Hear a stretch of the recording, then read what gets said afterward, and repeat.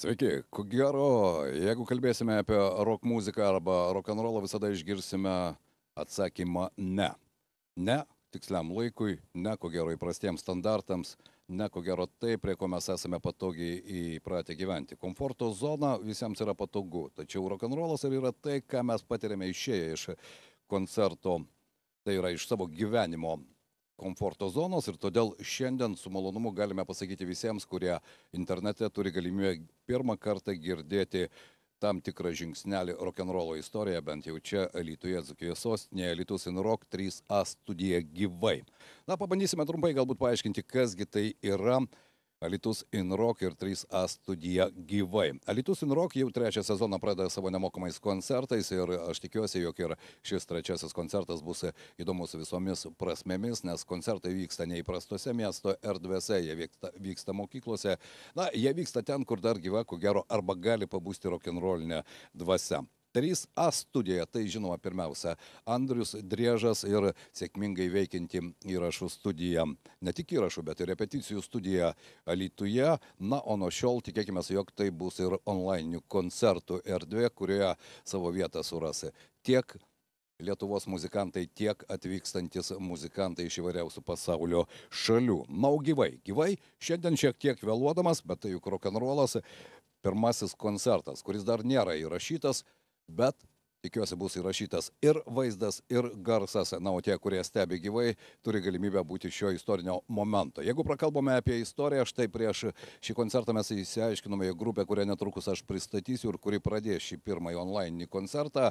Pasirodo, juk turi tamprių sąsajų su kažkada 6-7 dešimtmetyje čia atsiradusia viena tuo metu įdomiausia Lietuvos, netgi ne roko, galbūt paprasčiausia kitokios muzikos grupė Aišiai. Grupė, kuri netrukus pasirodys scenoje, jau yra, nes scenos mes neturime, mes turime tam tikrą erdvę, kurioje šiandien yra ir klausytojai, ir patys muzikantai, ir tai irgi yra istorinė grupė. Tai pirmasis koncertas su tiesioginiu garso ir vaizdu. Na, o mes dabar paprašysime paploti tuos, kurie yra salėje. Jeigu jūs girdite jų plojimus, reiškia, jog viskas vyksta gyvame eteryje. Na, už tai dabar sugrįžkime prie tos istorijos, prie roko medžio, kurį aš noriu paprašyti atidengti. Jis už mano nugaros. Andriau, jeigu tu gali padaryti šį darbą. Sveiki visi. Na, o dabar tavo darbas, žinoma, atidengti tą rock'n'rollinį medį. Bandysim, nesproks niekas, ne. Aš tikiuosi, kad ne. O aš trumpai papasakosiu galbūt tą istoriją. Na, pabandome atidengti. Nenukris, nenudardės. Va štai toks, taip. Ir aukščiausiame, tai yra pradinėme taške, būtent ir stovi ta grupė Aišiai. Aišiai, kurie, tai Alvydas Jagelevičius ir visa dabar jau išmirštančių dinozaurų era. Ir kodėl mes pradedame nuo Andriaus, nuo Driežo, todėl kad, kaip Darius Babijonas sakė, Driežas yra artimiausias dinozauro palikuonis. Na, ir tai turėtų būti logiška. Štai šis genealoginis medis, kuris tikiuosi čia stovės kiekvieno koncerto metu ir laiks nuo laiko mes jį bandysime prisiminti. Na, o šiandien heraldika. Heraldika, kuri atsirado, aš išsiaiškinau iš kur. Atsirado iš repeticijos tavo namuose, po to garažas, kuris turėjo numeriai 13, po to buvęs, ne? Po to atsirado būgnai, kurie pasirodo kažkada buvo Aišių būgnai ir stovėjo pašte kažkokiame sandėlyje ant lentynos. Kuriuos mes nuplovėm vos. Vienu žodžiu, viskas prasidėjo nuo noro groti. Andriau, šiandien noriu paklausti, iš kur atsirado tie žmonės, kuriuos ir šiandien mes pamatysime čia heraldikos koncerte? Tai buvo prieš ketvirtį amžiaus, prieš 25 metus. Na, tiesiog su kai kuriais mokinomės mokykloje, su kai kuriais mokinomės politechnikume, tada vadinosi, su kai kurių ieškojame, radome, kai kuriuos rado tie, kurie išėjo, keitė, kaip Darius surado Virgį Priskienį, pavyzdžiui, vietoj savęs. Nu ir va taip po truputį. Po 25 metų grįžus, Virgį pakeitė dabar Raimundas Abramavičius, mano bendrapavardis.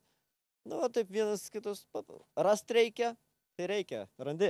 Pavadinimai tuo metu buvo randami labai paprastai, kur sėdi ten ir vadinėsi, ar ne? Buvo begalė daugiau pavadinimų, kurie nieko bendro su muzika neturėjo, kaip ir jūsų pirmasis pavadinimas Garažas 13. Beveik taip. Visą tai buvo Tado mamos garaže, kur būdavo moskvičiukas išstumiamas iš garažo ir mes ten repetuodavom. Na, o paskui prasidėjo blogiausių grupių festivalis, paskui prasidėjo jūsų muzikavimas, po to prasidėjo laureatų vardai, liaupsės ir atsirado heraldika. Kaip jie atsirado? Na, tiesiog pagalvojame, kad Garažas 13 labai gražu, bet heraldika skambėjo, pavyzdžiui, kaip Metallica. Bet tuo metu apie Metaliką jūs jau žinojote? Truputėlį žinojame, aišku, mums patiko, buvo Metalikos pradžia Lietuvoje, ta prasme, įrašų ir skambesio, ir pats skambesys patiko, bet galbūt ne dėl to visiškai heraldika, tiesiog daug kas ir siejo mūsų visokiais simboliais, nes daugam mūsų muzikoje ir tekstuose patiko mums mitologija, kažkokie tai, tokie. Na, tavo tekstuose visada buvo daug herojų, daug kraujo, daug skausmo, pergalių ir taip toliau. Tik tai tas neparodyta, kad iš tikrųjų taip reikia daryti, ar tai yra labai gerai, tai parodyta, kaip galbūt nebūtina to blogio, arba nebūtina, kad, pavyzdžiui, ir tie demonai kai kuriuose tekstuose, tai kaip jiem blogai. Be, jeigu kalbėti apie tą kietą skambesį, 8-90 Alytus visoje Lietuvoje buvo žinomas kaip kietos muzikos sostinė. Čia buvo daug grupių, kurios grojo kietai. Kodėl būtent, iš kur atsirado noras groti būtent tokią muziką?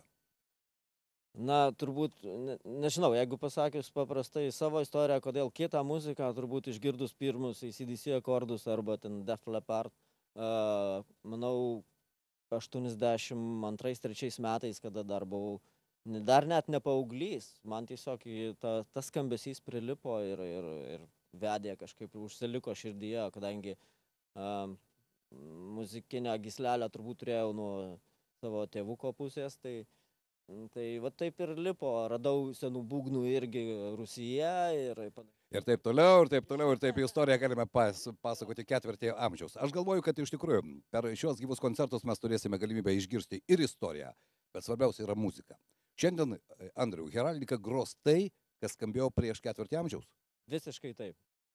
Todėl nieko nedelsdami mes iš tikrųjų sugrįžkime prie muzikos ir į mūsų improvizuotą sceną aš noriu pakviesti gitaristą, vokalistą, tekstų muzikos autorių Andrių Abromavičių Driežą, gitaristą Tadą Vosylių, kur Tadas, štai, Tadas gyvas, būgninką Daną Ivanauską, kuriam ir teko garbė groti tais žymiaisiais Aisčių būgnais, ir šiandien grupiai talkina Raimundas Abromavičius.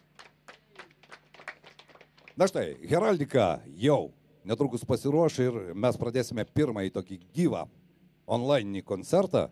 Ta kėdė aš patrauksiu, nebus reikalinga jiems. Ir aš tikiuosi, jog iš tikrųjų, jo labiau kaip po heraldiko šiandien mūsų dar lauks svečiai iš Italijos, mes turėsime galimybę prisiliesti ir prie roko istorijos praeities, ir prie roko dabarties. Heraldika. Taigi, labas vakaras arba labą dieną visiems, kas žiūri, smagiai praleisti laiką. Turbūt pamiršau pasakyti, kad mūsų pirmas kūrinėlis, kurį aš parašiau prieš 25 metus, tai man buvo turbūt apie 16 metų, vadinasi Gegutės nesuka lizdų.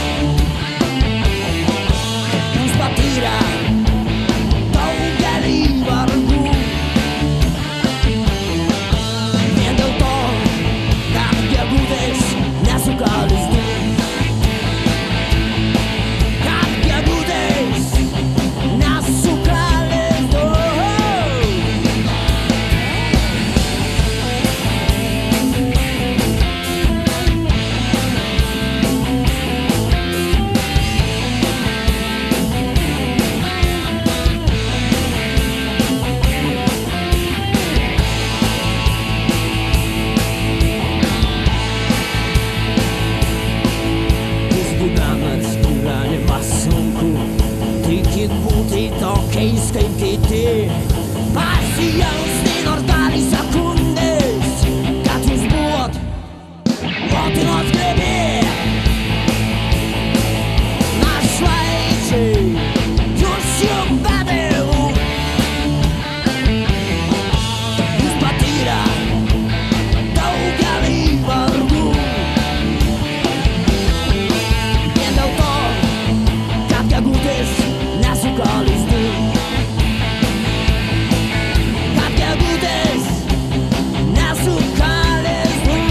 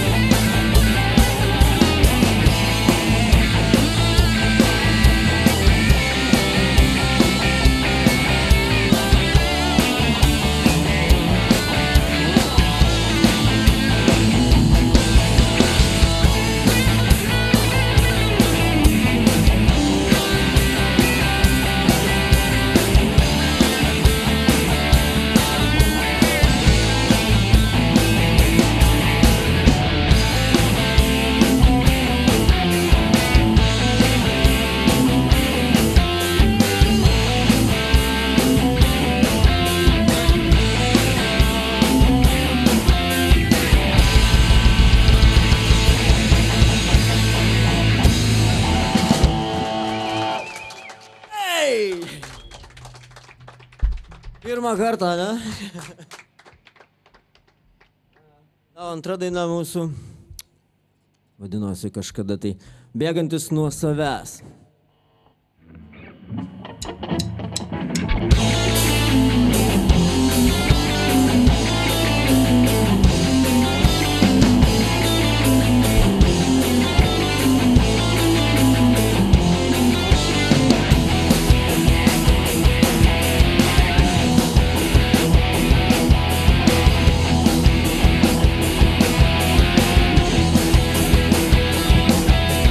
Vienas visame pasaulyje lydi.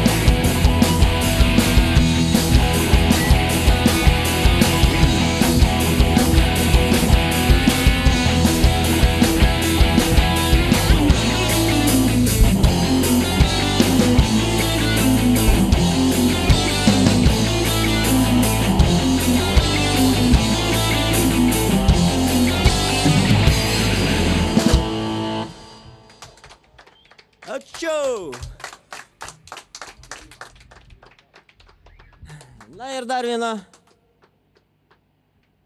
paskutinė daina, kurią mes visiškai neseniai atkapstėm iš savo apipelėjusių papiriukų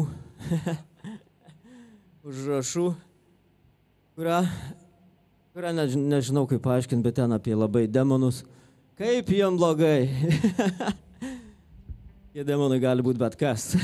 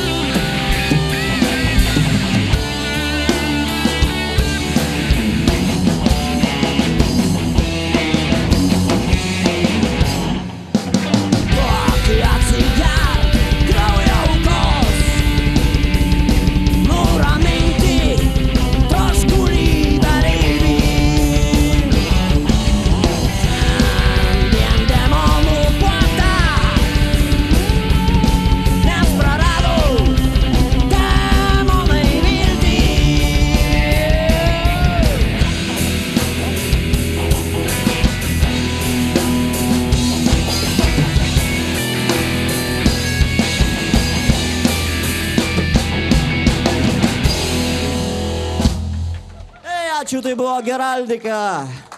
Raimundas, Tadas ir Danas. Nu ir aš. Driežas, Geraldika. Na štai, pirmasis Alytus Indie Rock 3A studijoje gyvai. Geraldika iš tikrųjų prisiminėt tos legendinius kūrinius, kurie skambėjo prieš ketvirtį amžiaus. Roko legendos šiais metais pavasarį Geraldika repetuoja, jie intensyviai ruošiasi, jie pasirodys koncerte Kaune. Ir aš tikiuosi, jog mes jos dar išvysime ir čia. Dabar jie tokie įkaitę dar po to debiutam tokioje erdvėje. Na, o Alytus Indie Rock, žinoma, pristatom antrąjį šio vakaro mūsų, net nežinau kas, Jie tokie pikti, jie tokie žiauriai žiūrintys į mane, nors atrodo iš tokios saulėtos Italijos, kur tik saldžiabalčiai. Eros Ramazoti dainuoja, dar kas nors, bet iš tikrųjų šiandien mes turėsime progą išgirsti grupę iš Italijos Viščerą. Ir jeigu Andrius ir jo komanda daugiau grojo galbūt 80-mečio hard rockinėje tradicijoje, visą tai jautėsi jų muzikavime, tai čia mes ko gero dar turėsime progą pasinerti į 70-metį, į space rocko pradžią, bet žinoma, jauni žmonės, kurie dabar kuria šią muziką, jie perėjo per daug ir ko tik čia nebuvo, ir brutalcore, ir netgi pavadinimai, kurio aš jau net nežinau, bet galiu paskaityti, post-rockas, post-hardcore'as, jie išleido ne vieną albumą, jie keliauja, jie groja, jie semėsi įspūdžių ir aš tikiuosi tam tikrus įspūdžius jie išsiveš ir iš mūsų miesto, jie išleido savo lėšomis ne vieną albumą, dirbo su Prokike Records, Hyper Records, na ir taip toliau. Tad be ilgų kalbų į sceną noriu pakviesti mūsų svečius iš Italijos, tai Mikelė arba Michaelas Boso, please. Ir visa jo komanda, Boso gitaristas Gian Lorenzo Cantu, būgnininkas Ricardo Lavati. Wow, koks didelis. Ir beje, Mikelė groja gitara, klavišiniais instrumentais ir dainuoja, ar ne? Yes. I don't understand Lithuanian, but I guess you're right. Aš tikiuosi, kad mes iš tikrųjų suprasime tą muziką, kurią šiandien mūsų svečiai čia pagros, nes rock'n'rollas tai yra rock'n'rollas visame pasaulyje, Italijoje, Lietuvoje, bet kur, ar ne? Yes? Ok. Tai aš tikiuosi, kad dabar mes iš tikrųjų išgirsime jų grojamą muziką, ok? Play rock'n'roll.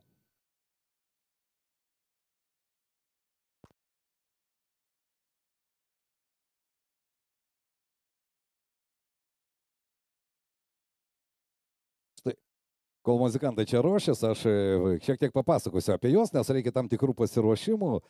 Beje, pati grupė atsirado iš kito junginio Chaosfera, kuris 2000 metais pradėjo savo gyvavimą. Kaip minėjau, jie ten keliavo po visus muzikinius stilius, tame tarpe ir brutalus choras skambėjo. Na, o vėliau, žinoma, muzika vystosi, muzikantai taip pat žvelgia į pasaulį vis kitomis akimis, jo lab čia prasideda ir koncertiniai turai, įspūdžiai. Ir visa tai yra svarbiausia, jog tai yra gyva muzika. Muzika, kuri aš tikiuosi surasi tam tikrų klausytojų ir mūsų online transliacijoje. Ir aš tikiuosi po truputį čia studijoje aš pamačiau dar vieną tokį jauną rock'n'rollistą, kuris purtė galvą nuo pirmųjų heraldikos akordų. Netgi nežinau, kuo jis vardu, bet aš pabandysiu dabar su juo išsiaiškinti. Tuoj aš paklausiu tavęs. Kuo tu vardu? Mykolas. Mykolai, tau patinka rock'n'rollas? Taip, Kodėl? nes labai gerai. Labai gerai. O kas labai gerai? Rock'n'rollas. Va, štai, dar vienas naujas muzikinis žanras, kuris atsiranda. Matai, kiek aplodismentų. Beje, Mykolai, o tu pats groji? Nu taip, Ir kokį tu groji? gitara. Wow, ir tu turi gitarą? Ha, bet netikra. Kaip tai netikra? Gitara visada tikra. Niekas nepadovanoja tikros. Wow, tai gal mes paprašysime pas Andrių Driežą, jis čia gitarų žinai kiek turi, gal jis tau kokią vieną, kokį po 10-mečio padovanos. O tu nori groti? Taip, O kodėl tu nori groti? nes patinka. O kokia muzika tau labiausiai patinka? Aš supratau, kad tokie ten, kur daug gitarų ir būgnų, ar ne? Daug gitarų ir būgnų. O kokią muziką tu klausai namuose? Ar tai, ką tau tėvelis duoda paklausyti, ar tu pats pasirenki? Pas pasirenku. Ir dažniausiai ką klausai? Aha. Aha. Kokią muziką dažniausiai klausai? Mhm. Supratau. Kokia daina tau labiausiai patinka? Aš nežinau, kaip medžiai bėra.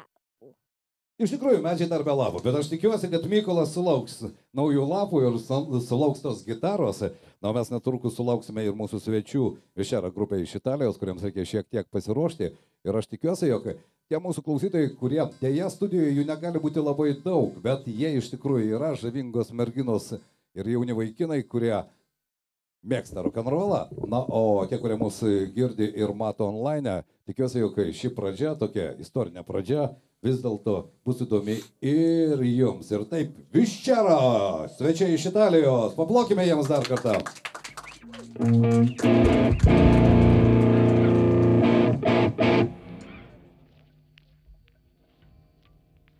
Hey, one more. Sorry.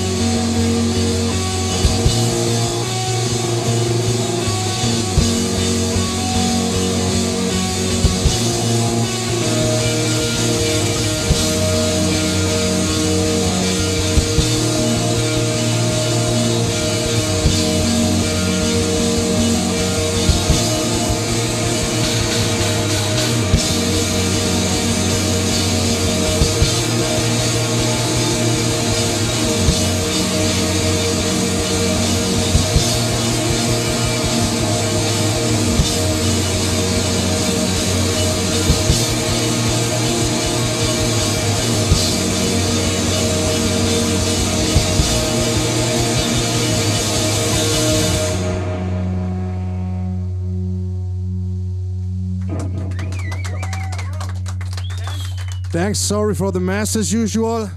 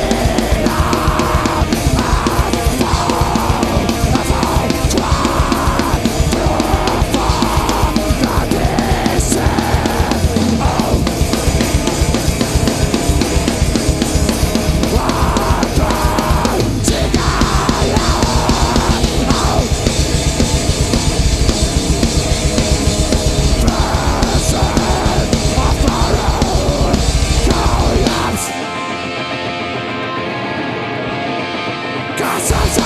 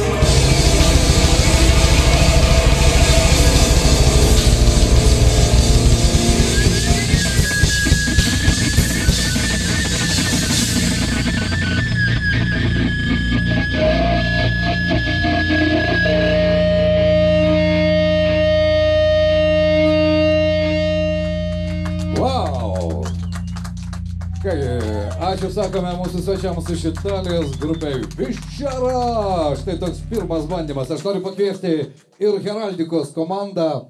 Yes. Ir Heraldika, kuri šiandien taip pat buvo tokio pirmojo istorinio garso ir vaizdo transliacijose. Vieni iš mūsų koncerto dalyviai. Noriu visiems padėkoti tiems, kurie neužsikimšo ausų ir jūsų ausų būgnelį tikiuosi nesprogo. Heraldika ir Viščera, jie pirmieji pradėjo groti Alytus in Rock 3A studija Live. Ir aš tikiuosi, tai pirmasis tik bandymas, ar ne?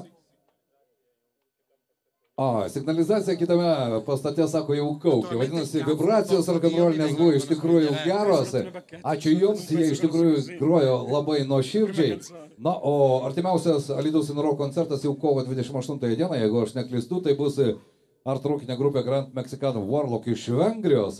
O šiandien mes turime dar vieną progą padėkoti Andriui ir jis švenčia savo gimtadienį. Kas paplos? Happy birthday, Andriu! Sakto! Man buvo malonu šioje kompanijoje. Andrius šiandien štai gauna tokį istorinį sąsiuvinį. Dabar mes paprašysime Andrių, kad mūsų svečiai padėtų savo autografą.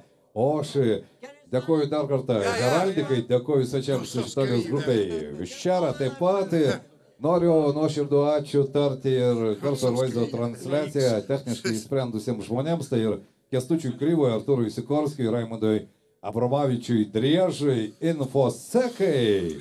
Paplokime jiems.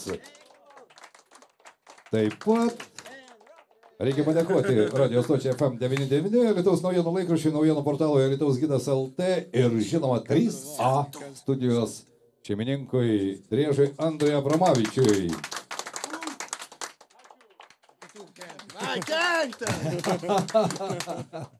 Taip, Andriau. Na, o aš asmeniškai dar norėčiau padėkoti Liudui, asmeniškai labai. Na, iš tikrųjų, tas rokenrolo metas, kurį šiandien mes matėme čia ir tie svečiai, kurie lankysis šiame projekte In Rock 3A studija gyvai, aš tikiuosi, iš tikrųjų, tai puikiai proga. Techninių problemų visada yra, bet muzika tai yra svarbiausia. Rokenrolas gyvas. Thanks! Welcome!